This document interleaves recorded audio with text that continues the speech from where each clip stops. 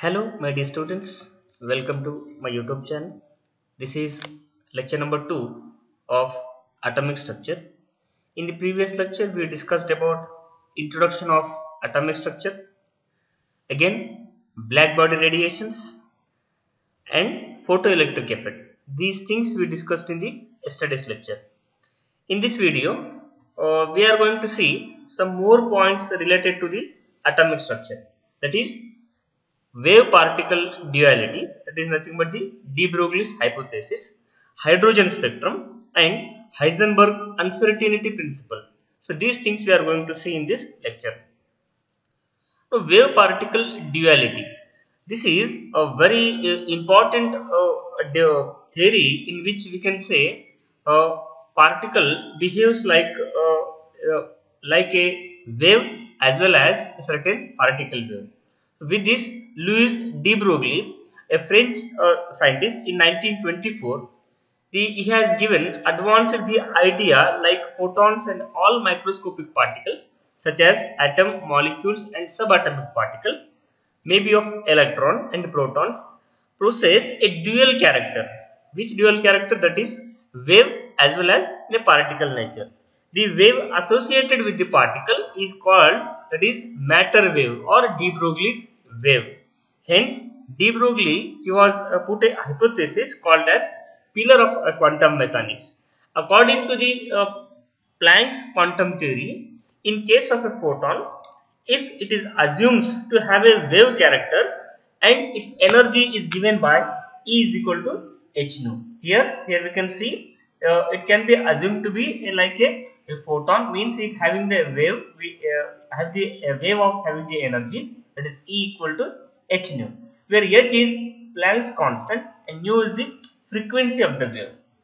According to the Einstein's equation, if the photon is supposed to be a particle character, let us here we can see, here according to wave character the energies can be given by E equal to h nu. Here h is equal to Planck's constant and nu is the frequency of the wave.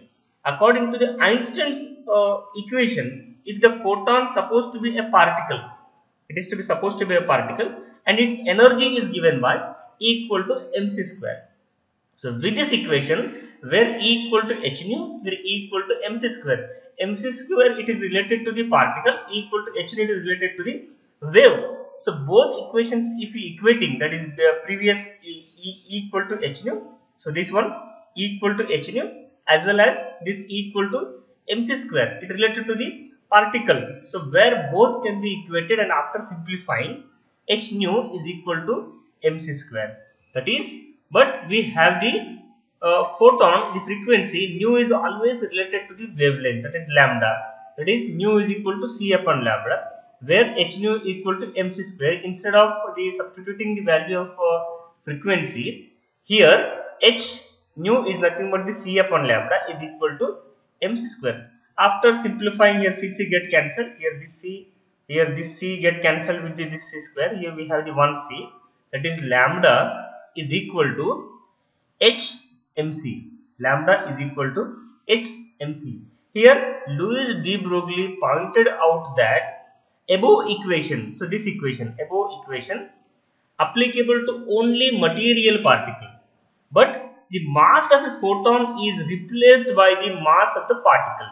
Here this c is the, here say m is the mass of the that is a photon, which is replaced by the mass of the particle, and velocity of photon c, if velocity of photon c is replaced by the velocity of the material particle, means whenever we consider the photon that behaves as the wave, but we consider to be dual nature of the particle also, so this c is replaced by the v. Further, this lambda h upon mv, how this h is a Planck's constant, here m is the mass of the particle, here nu is the, here we can say, sorry, it's v velocity of a particle, that is mv. This mv is nothing but, that is the p, that is the momentum, where mass into velocity you will get the momentum of the particle.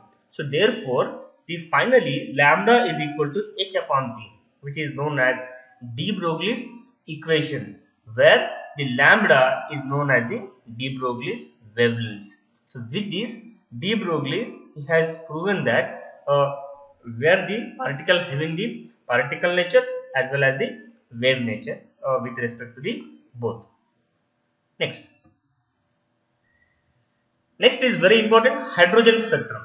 What is the hydrogen spectrum and why it is necessary? We know that when sunlight is passed through a prism, it gives a band of 7 colors called as the spectrum. Always we already we studied in the previous standards, 9th and 10th standard also.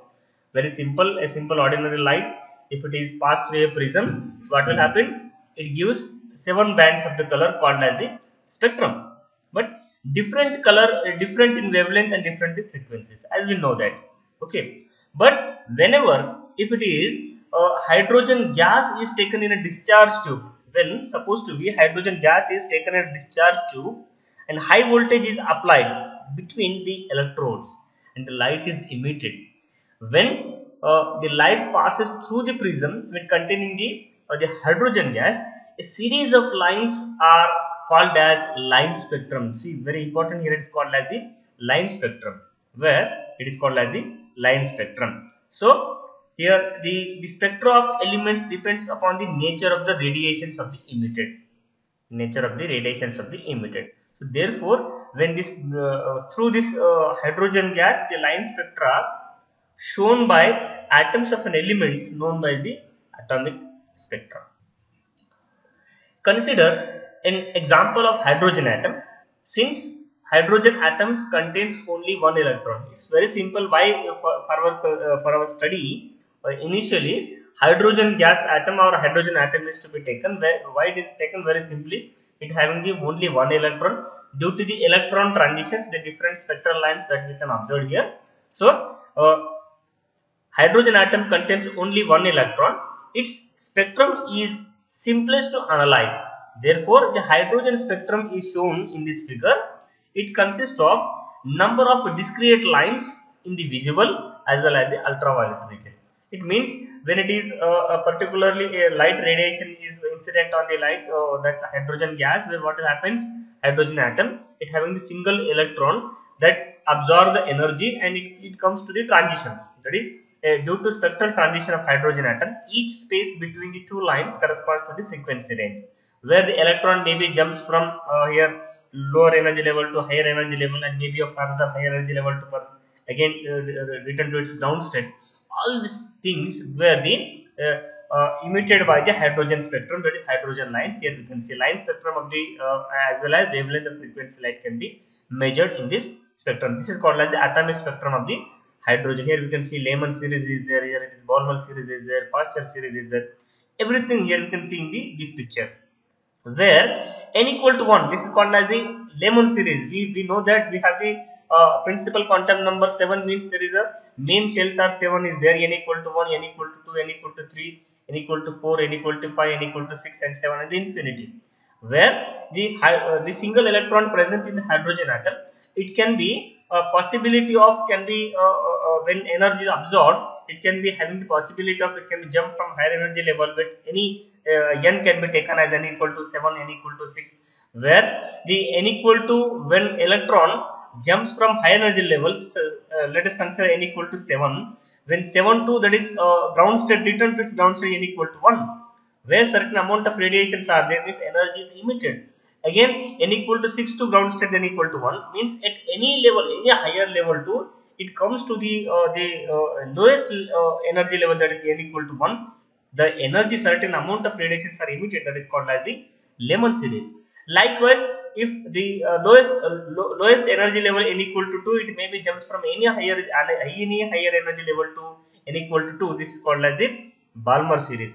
Likewise, any higher energy level to n equal to 3, that is lowest energy level n equal to 3, that is certain amount of energies radiations are there, that is called as the Pasteur series. Likewise, Pasteur series n equal to 4, bracket series n equal to 5, P-Fund series. So different line spectrum, spectral transition, the line spectrum of this hydrogen atom can be, here we can see when n equal to 1, that is lowest n equal to 1, and higher it may be higher transitions level. When electron jumps from higher energy level to the lower energy level, that is n equal to 1, this certain amount of radiations can observe, that is called as the Lehman series. Likewise, n equal to 2, that is Balmer series, n equal to 3 means lowest energy, that is called as the Pasteur series. So where the wave number of a series of lines in the spectrum of hydrogen can be represented by the Rydberg equation, that is inverse of a nu inverse, that is we can see here nu bar RH, that is 1 upon n1 square minus 1 upon n2 square. Here nu bar is the wave number of spectral lines, here R is the Rydberg constant, that is value is given and known as the Rydberg constant, and n1 and n2 are the integers having the different values of the different series. Where which series, suppose here it is Lehman series is there, here we can say n1 equal to 1 and higher energy level n2 equal to, because as we studied that where those are from the higher energy levels maybe of 2, 3, 4, 5, 6 anything. For Balmer series always n1 is equal to 2, means that is the lowest energy level, that is electrons can be jumped from higher energy level to n equal to 2. Again the n2 may be of 3, 4, 5 likewise. For partial series n1 equal to 3 and n2 equal to 4, 5, 6. So like this, these are the series where with the help of this series we can calculate wave number of any spectral lines using the Rydberg constant value. Okay. Next is the Heisenberg uncertainty principle. This is also one of the very important quantum mechanics study, where the classical mechanics does not involve any limitations in the accuracy with which observable may be measured. But in case of Heisenberg, he has proven that the position and the momentum of a microscopic particle may be measured simultaneously to any desired accuracy. However, the Werner Heisenberg pointed out it is impossible to measure accurately both position and the momentum. That is, momentum is nothing but the velocity of that microscopic particle. We cannot be measured. It is impossible to measure accurately both position and the momentum of a microscopic particle. He put forward a uncertainty principle called as Heisenberg uncertainty principle. So what that it states? Very simple. Uncertainty principle states that it is impossible to measure simultaneously both the position and the momentum of a microscopic particle with a great precision. In other words, if the position of a microscopic particle is to be located within a certain distance of delta x, then automatically an uncertainty is introduced in the momentum of the particle, and this is called as uncertainty is given by the delta x into delta px is greater than or equal to h upon 4 pi. Here the m is the mass of an electron, delta v is the uncertainty velocity, uncertainty in the velocity of an electron, and here you can see delta px is the uncertainty in the linear momentum. Here x is the certain distance, where we can see x is the position, where the distance of that microscopic particle, that is uncertainty in the position, distance in the position. Again px is the uncertainty in the linear momentum. So with this we can say delta x m into, that is delta px, which is nothing but the momentum, where momentum is always measured with the m into v. We already previously seen in the de Broglie's hypothesis, that is delta x is the distance, p is the momentum. So momentum can be measured with the help of the mass and the velocity. So where we can see it is clear from the equation that product of uncertainty is always constant. Like de Broglie's hypothesis, the uncertainty principle is applied to only microscopic particles in our daily life. In this principle has no significance, but it is to be applicable for microscopic particles. Okay. So with this I will stop here. If you like my video, please subscribe my channel and share the bell icon, share my channel and press the bell icon button for latest upcoming videos. Thank you.